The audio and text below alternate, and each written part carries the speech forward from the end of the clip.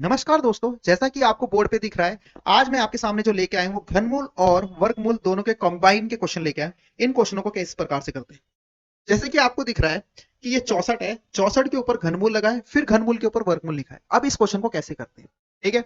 अब पहले आपके पास वर्गमूल लगा हुआ है तो पहले वर्गमूल करेंगे। तो प्यारे बच्चों, 64 का वर्गमूल कितना होता है? 64 का वर्गमूल फटाफट से बताइए कितना होता है। तो 64 का वर्गमूल आपको पता है कि 8 होता है। कितना होता है? 8 होता है। 8 है, कितने के बाद पॉइंट लगा है? 1 2 3 4 5 है, 6 अंकों के बाद पॉइंट लगा है। तो वर्गमूल में मैंने बोला था दो दो के जोड़े बनते हैं। तो 1 2 3 तीन जोड़े बन रहे हैं, तो 3 अंकों के बाद पॉइंट लगेगा।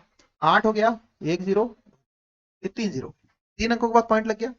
अब क्या करना है? इसका क्या करना है? घनमूल करना है, क्योंकि वर्गमूल अपन कर चुके हैं। वर्गमूल कर चुके हैं, अब क्या करना है? घनमूल करना है। अब प्यारे बच्चों, 8 का जो घनमूल होता है वो होता है 2, और घनमूल में अपने को तीन तीन के जोड़े बनाने होते हैं। देखो इधर 3 का जोड़ा कंप्लीट हो रहा है, 3 का जोड़ा कंप्लीट हो रहा है, तो 1 के बाद लगेगा।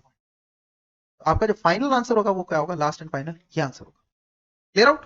इसी प्रकार से इस क्वेश्चन को करते हैं।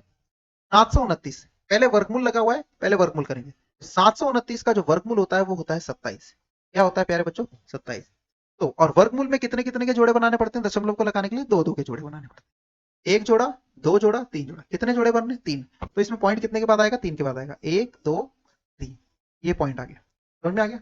अब अब इसका क्या करना है प्यारे बच्चों? घनमूल। जैसा कि घनमूल यहाँ पे लिखा है। अब आपको पता है कि 27 का घनमूल जो होता है, 27 का घनमूल होता है 3। 27 का घनमूल कितना होता है? 3।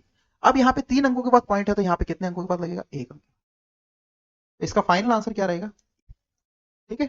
इसी प्रकार से ये क्वेश्चन एक और है, ठीक है। 262 144, अब इसका अपने को घनमूल करना है। इसका क्या करना है? घनमूल करना है। तो फटाफट से देखिए इसका घनमूल कैसे हो। मैंने आपको घनमूल निकालना सिखाया है। पीछे से कितने अंक पकड़ते हैं प्यारे बच्चों? 3। 3 है, 4, 4 का 4 ही आएगा, 4 का 4 ही आएगा। अब 262 से छोटी वर्ग संख्या, सॉरी छोटी घन संख्या, 262 से छोटी घन संख्या होती है 216। ये होता है 6 का घन, तो ये 6।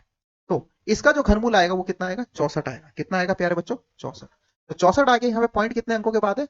6 अंकों के बाद है। तो पॉइंट कितने अंकों के बाद लगेगा इसमें आंसर में? 2 अंकों के बाद। तो ये आपको घनमूल हो गया। ये क्या हो गया प्यारे बच्चों? घनमूल हो गया। अब क्या करना है? घनमूल के ऊपर वर्गमूल का चिन्ह लगा है।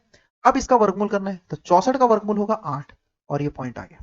ठीक है। आई होप आपको समझ में आया होगा इस क्वेश्चन का आंसर। अब आपको फाइनल खुद से इस क्वेश्चन का आंसर कमेंट बॉक्स में देना है।